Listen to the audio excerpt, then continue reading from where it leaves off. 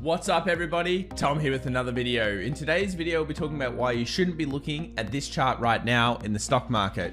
We'll also be taking a look at our technical analysis levels for the Sp500, Nasdaq, Bitcoin, Tesla, and more.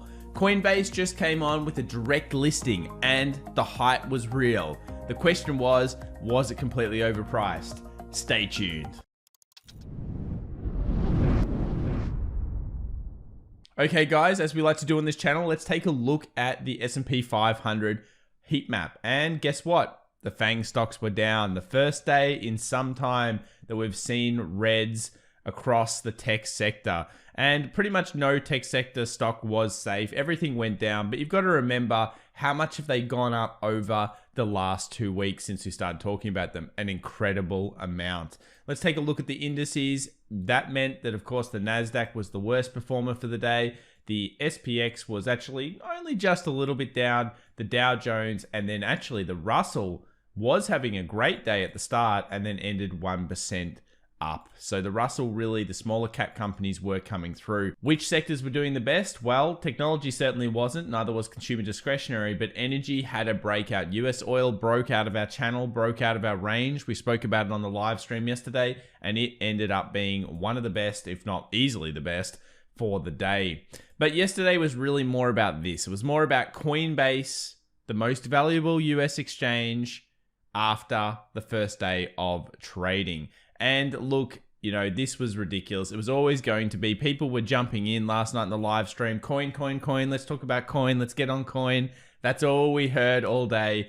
And it's because the hype was real. The problem was you already had a very high reference price. Then it opened at $381 per share and went up to $429 per share during the trading session. It's not sustainable considering it literally closed at an 85.8 billion diluted basis. Most people's targets were 100 billion dilution. Now, when you think about the market capitalization that it got to, 429, it went over 100 billion fully diluted. So it easily hit the take profit instantly pretty much for the day. It opened right in there.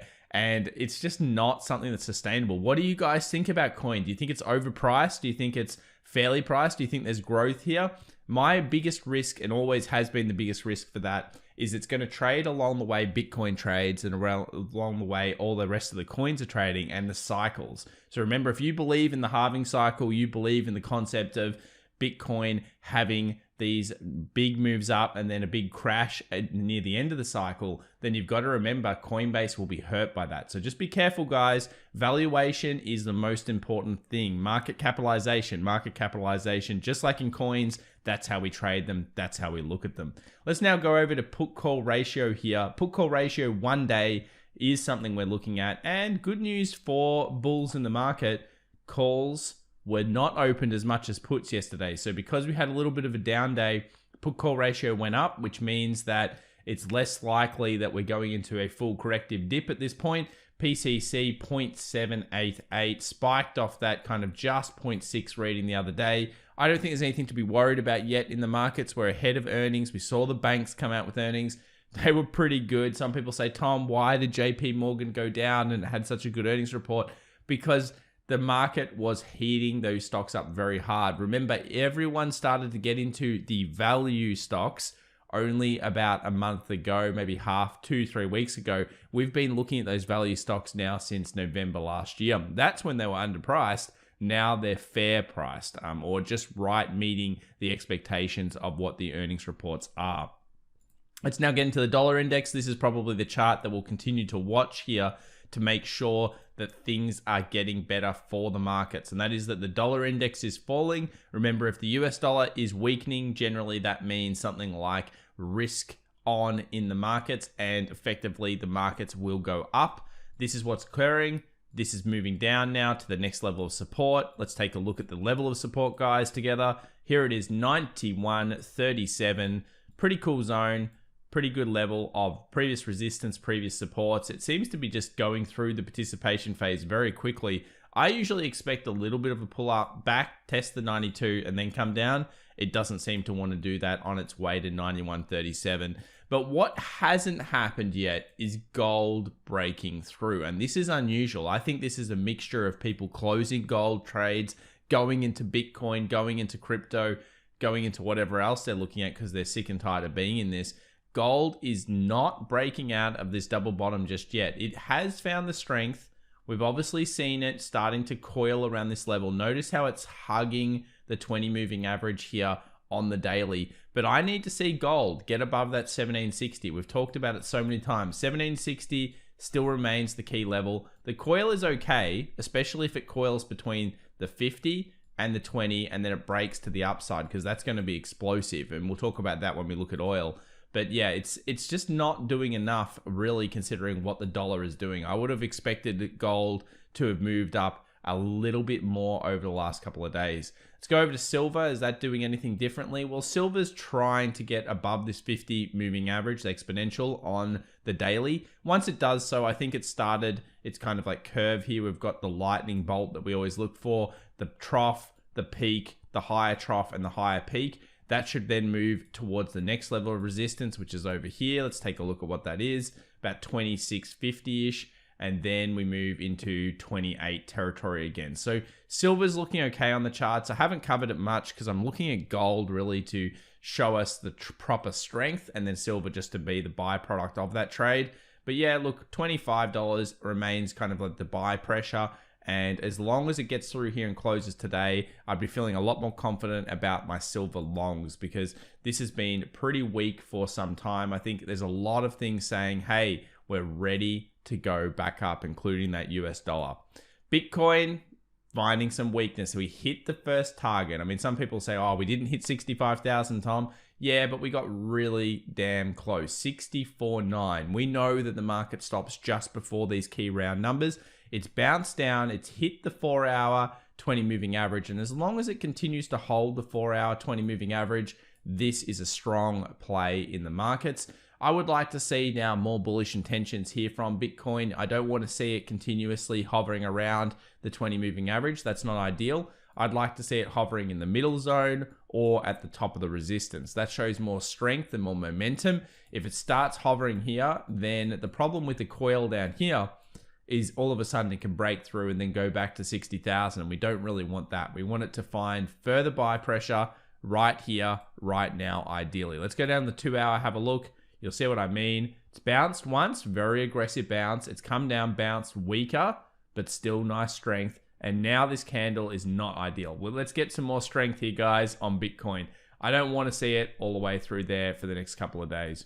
Let's go over to US oil, probably one of the most interesting charts right now. This chart has broken out. It is confirmed above our channel range, exposing now the 66. I told you guys, when you see that coil between the 20 exponential and the 50 and it breaks out like it was yesterday, it's going to bust the side of the channel, and it totally busted it. It went further. Now we probably see a little bit of a pullback back into this zone, back into the top 62 type price, and then hopefully we get that movement up to the 66.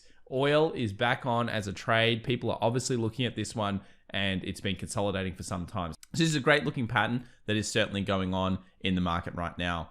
Tesla fans, wow, our box structure just got hit and then it was all sell after that. 780 to 800 was our zone to be watching, and it looks like people weren't willing to press it anymore. And I think a lot of that's got to do with the aggressive nature of the move. Last time we saw a super aggressive big bull, it went okay the next day. It went a little bit higher, and then it started further selling off. So look, when retail gets into it, it can create a lot of hype and a lot of fervor, but it went to 780 so quickly. I think it's probably due for this pullback after that participation all the way back down to the 720. I think 720 should meet by buying pressure. We had previous resistance over here on the left. We know this was a tough zone to get through.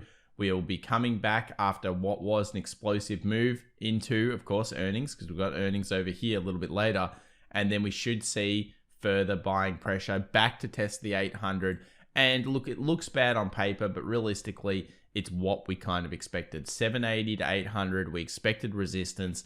What's going to happen? It's going to gravitate down to the next point of support. There's just no noise in between here. Remember, there's no structure between the 720 and the 780 zone. There's just nothing there. So back down, little bit of consolidation, hopefully pull back up ahead of earnings. That's the type of thing that we're looking for on Tesla. Not to be concerned, but yes, if you were in it on a trade and you weren't looking at the 780, I don't know what you were doing, but yeah, you needed to pay some attention. If you're in it for an investment, hey, it's just doing the normal things that they always do. Here's Coinbase. Let's quickly talk about Coin. Yeah, it came in massive. I mean, this thing came in at 380 we were talking about before. It went all the way up to $430.47. I mean, or whatever it was, 429 something. That's an insane number. It's all about that magical $100 billion dilution that was really being looked for. This was the number that I believe many people on Wall Street were aiming for. They got there, and then of course it sold off. This just shows though that hype and anticipation does not lead to good profits. There was a little bit in the morning, but it doesn't lead to good profits. You need to be the person that sees something before it happens. Now, if you invested before it got on the stock market and you were one of those kind of like pre-investors in Coinbase, hey, you made so much money. Congratulations. That would have been amazing. I wish I was there as well. It could not have been better. The hype, the Bitcoin price, I mean, nothing could have been better. But I don't like these types of things because realistically, this is going to trade just in line with the current coin market. If you like coin and you like Coinbase, you could still like things like Binance. You could still like things like just Bitcoin and Ethereum. And this will trade very similarly. In fact, I would say that I actually think the coins will beat Coinbase in terms of percentage return. Now, if the market does crash, what's going to happen to Coinbase? It's going to get really hit on valuation. Go back and have a look at Binance Coin during the 17, 18, 19 crash. Have a look how it interacted with the market. It didn't crash as much as the coins themselves, but it certainly did suffer. So just be careful here, guys. I don't think that is the best looking chart, and I also don't think that's the best looking valuation. Let's go over to the indices. We've got IWM, the Russell 2000 small caps. Good little candle here. As I said, it came back 1% near the close, but still it got above that 223, which is all I was asking for it. Yes, I think this is much stronger now. I think it can move towards the 230 range. So 230 becomes my next target, maybe even 234. They're kind of the levels that we are looking at. If we go over to the US 100, a little bit of a pullback here. Some people are getting concerned. It's not enough to be concerned about. Look at the run we had, guys. It was almost all green, all good for so many days. Very little red pressure. This is the first time we've actually closed to the 14,000. Of course, 14,000 is going to act as some resistance.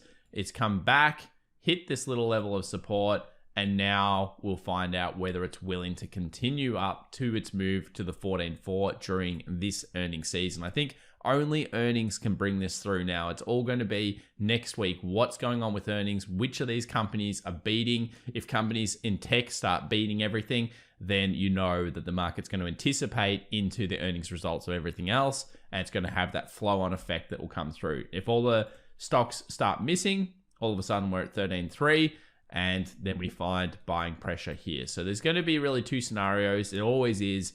I don't think it's a great time to be investing or great time to be trading here, but yeah, there's two great zones that could be found over the next couple of weeks. We'll go through to the Sp500. This is the community trend line. The community trend line was hit yesterday. We talked about it.